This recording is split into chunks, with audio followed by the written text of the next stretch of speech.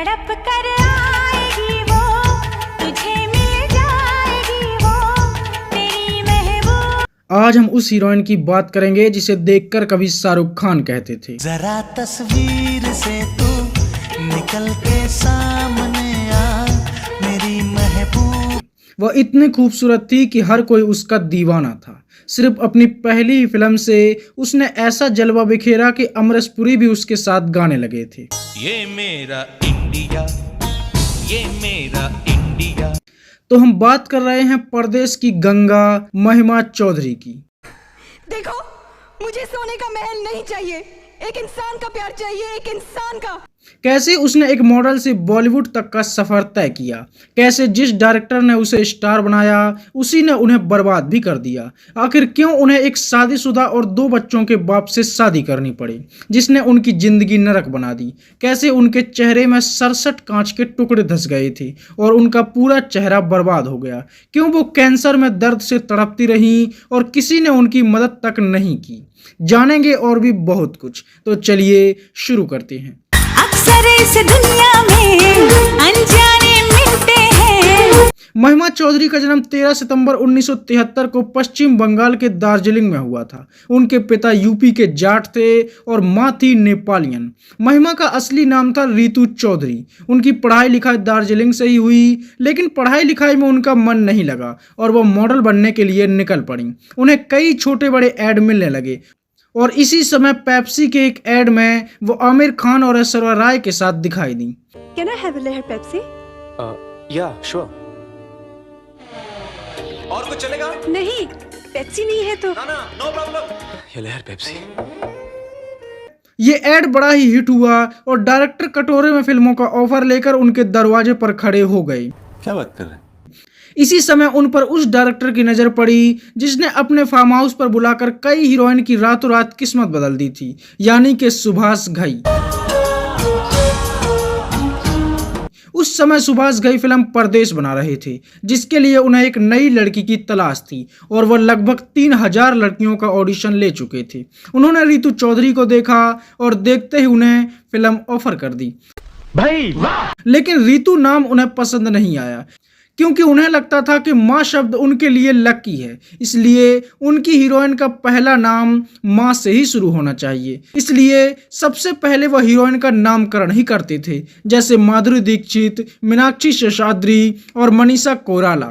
तो उन्होंने अपनी पंडिताई वाले गुण का प्रयोग किया और रितु का नाम भी बदल दिया और उन्हें नया नाम दिया महिमा चौधरी।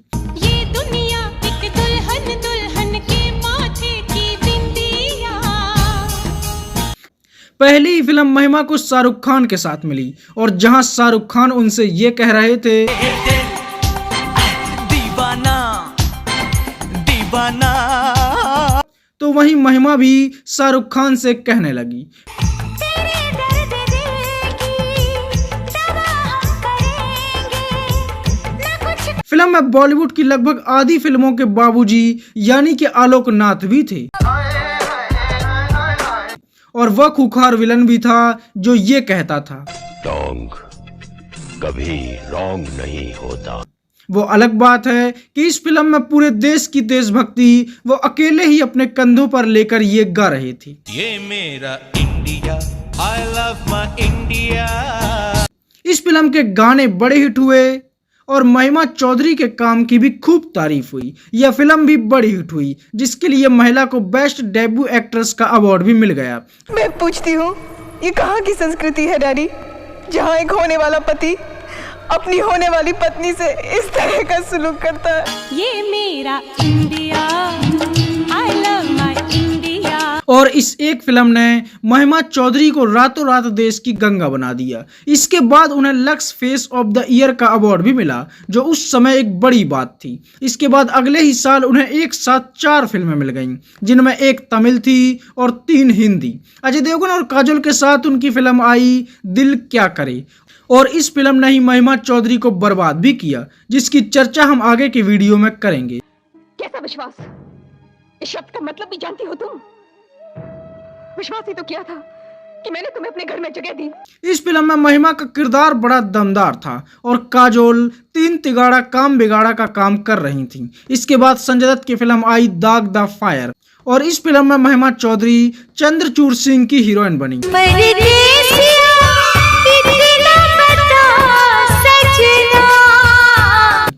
फिल्म में चंद्रचूड़ सिंह भी एक दमदार किरदार में दिखे, जो सीआईडी के एसीपी प्रद्युमन को रिश्वत की परिभाषा समझा रही थी। और अगर करोड़ मिलता है तो कहता है चलो फिलहाल ले ही लेते हैं। मंदिर में 501 रुपए का प्रसाद चढ़ाकर माफी मांग लेंगे और आइंदा से ईमानदार रहेंगे।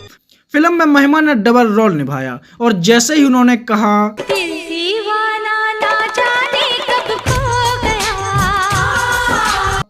तो उनकी खूबसूरती देखकर पैरालाइज चंद्रचूड़ भी ठीक हो गया।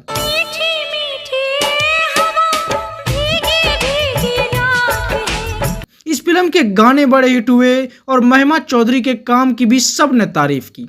इसके बाद महिमा चौधरी 2.5 किलो हाथ वाले के साथ दिखाई दी। फिल्म का नाम था प्यार कोई खेल नहीं और इस फिल्म में भी उनका काम अच्छा था। किसी ने देखा नहीं वो अलग बात है। इसके बाद महिमा चौधरी उस फिल्म का भी हिस्सा बनी जिसमें सुनील शेट्टी शिल्पा शेट्टी के लिए पागल होकर ये गा रहे थे। तुम दिल की धड़कन में रहते हो। इस फिल्म की भी जितनी तारीफ की जाए वो कम थी।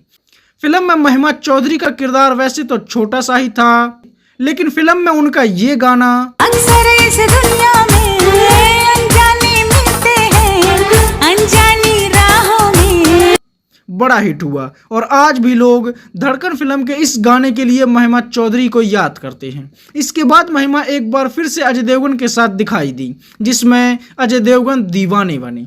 हालांकि इस फिल्म में भी महिमा सेकंड हीरोइन ही थी, जिसके काम को किसी ने कुछ खास पसंद नहीं किया। इसके बाद महिमा चौधरी संजय दत्त की हीरोइन बनी। फिल्म का नाम था कुरुक्षेत्र और इस फिल्म में भी संजय दत्त ने जब उन्हें ऐसे बुलाया दिल धड़काना मेहंदी लगा के और महिमा चौधरी ने संजय दत्त से कहा प्यार आ गया रे, प्यार आ गया। तो इस गाने ने भी महिमा को खूब वायरल किया। इसके बाद अक्षय कुमार खिलाड़ी 420 बने और महिमा चौधरी के साथ दो अक्षय कुमार बनकर काम किया। हालांकि यह फिल्म भी कुछ खास नहीं चली। इसके बाद वो एक मल्टी स्टार फिल्म लज्जा में भी दिखाई दी, जिसमें मनीषा कोइराला ने हर हीरोइन की कहानी सुनते हुए फिल्म पूरी की थी। इस फिल्म में महिमा चौधरी छोटे से किरदार में ही दिखी। किसी को पता चल गया मेरे कमरे में 2 मर्द घुस आए, एक खड़ा है एक पड़ा है, तो लोग क्या कहेंगे। लेकिन उनके दहेज के खिलाफ इस सीन के लिए तू, तेरी बीवी, तेरे सारे रिश्तेदार, नौकर चाकर सारे जितने आए ना, उन सब के कपड़े, ये सूट बूट पगड़ी मोजे, यहाँ तक कि बनियान रुमाल और चड्डी तक मेरे पापा के दिए हुए मैंने खड़े।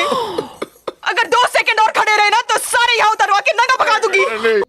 हर किसी ने उनकी तारीफ की। इसके बाद महिमा चौधरी सुनील शेट्टी के साथ ये तेरा घर ये मेरा घर फिल्म में दिखाई दी, लेकिन यह फिल्म भी नहीं चली। हंसाते हो, रुलाते हो, हमेशा तुम।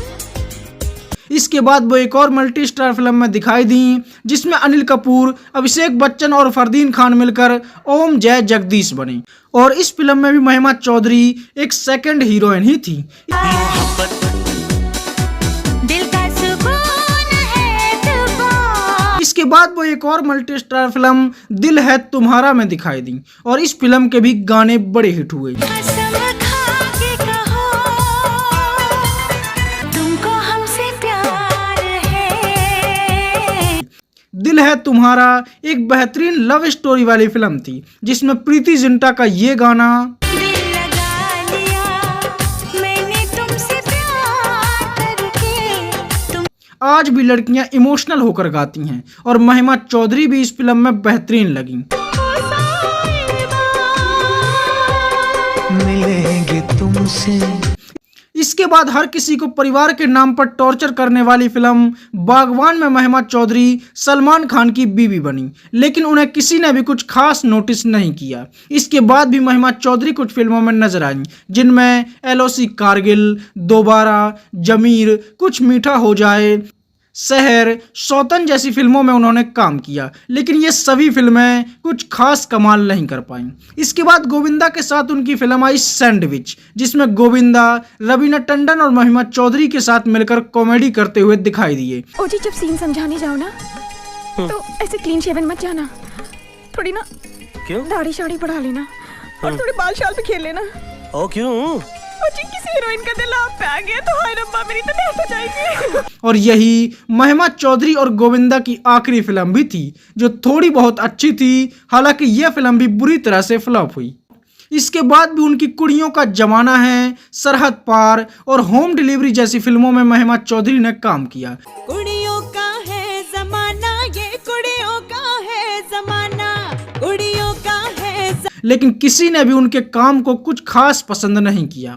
इसके बाद फिल्म गुमनाम में उन्होंने अपनी बोल्डनेस दिखाने की भी कोशिश की और इस फिल्म का ये गाना मोहब्बत से ज्यादा मोहब्बत है तुमसे बड़ा हिट हुआ। लेकिन इस फिल्म के बाद महिमा चौधरी एक लंबे समय तक के लिए बॉलीवुड से लगभग गुमनाम ही हो गईं और सीधे 7 साल बाद यानी कि 2015 में बम्बई गैंगस्टर में दिखाई दी।